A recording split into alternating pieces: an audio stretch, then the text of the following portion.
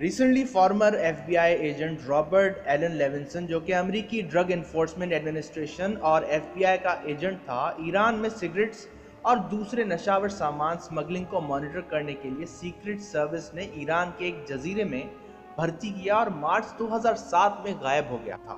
کچھ گھنٹوں بعد ایرانی خبر رساں ادارے پریس ٹی وی نے یہ سٹیٹمنٹ جاری کی کہ رابرٹ ایلن لیونسن 9 مارچ 2007 کو ایرانی حکام کے قبضے میں آ چکے ہیں۔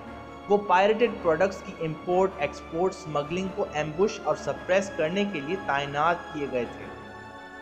2012 میں سابق ایرانی صدر محمود احمد نژاد نے ایرانی خبر رساں ادارے کو انٹرویو دیتے ہوئے کہا کہ امریکی ایڈمنسٹریشن سے پرزنر ایکسچینج کرنے کے بارے میں بات چیت ہوئی ہے۔ 2013 میں ایرانی صدر حسن روحانی نے UN جنرل اسمبلی کو اعتماد میں لیا اور کہا کہ رابرٹ لیونسن کے بارے میں کوئی انفارمیشن نہیں، لیکن وہ امریکی اداروں سے رابرٹ لیونسن کے ویئر اباؤٹس سے متعلق تعاون کرنے کے لیے تیار ہیں۔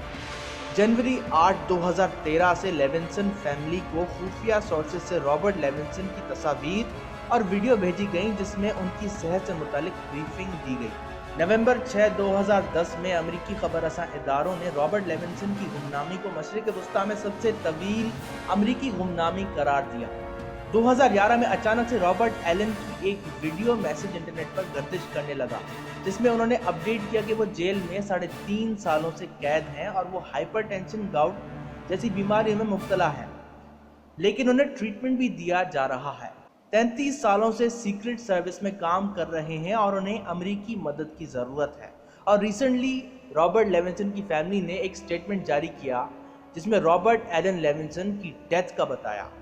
امریکی ایڈمنسٹریشن نے لیونسن کی ڈیتھ کا ایرانی ایڈمنسٹریشن پر پور ٹریٹمنٹ قرار دے کے الزام عائد کیا اور شدید تنقید کا نشانہ بنایا، جبکہ ایران نے ان چارجز کو ڈینائی کیا۔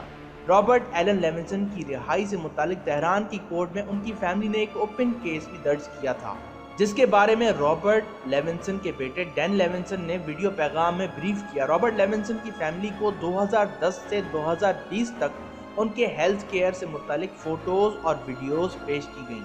کچھ لوگوں کا ماننا ہے کہ Robert Alan Levinson Iranian uranium enrichment project اور دوسری ایرانین ہائی آفیشلز اور اوپیک میٹنگز کو ایمبوش کرنے کے لیے اسائن کیے گئے تھے، جس سے متعلق ڈونلڈ ٹرمپ نے پچھلے سال ایک ٹویٹ پیغام بھی جاری کیا جس میں انہوں نے لیونسن کی ایرانین ایڈمنسٹریشن سے رہائی کی اپیل اور ایرانی نیوکلیئر پروگرام کو تنقید کا نشانہ بنایا۔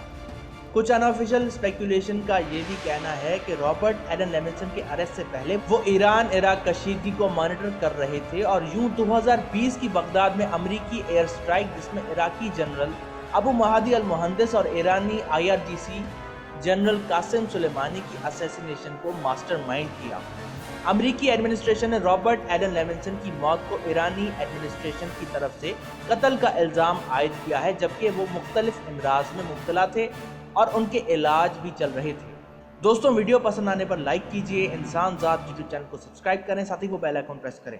ایسے میں ہماری لیٹسٹ ویڈیو کی نوٹیفیکیشن سب سے پہلے آپ کو پہنچے گی۔ کامنٹ سیکشن میں اپنی رائے ضرور دیجیے گا، آپ کے کامنٹ سے مجھے رہنمائی حاصل ہوتی ہے۔ ملتے ہیں نیکسٹ ویڈیو میں، تب تک کے لیے اللہ حافظ۔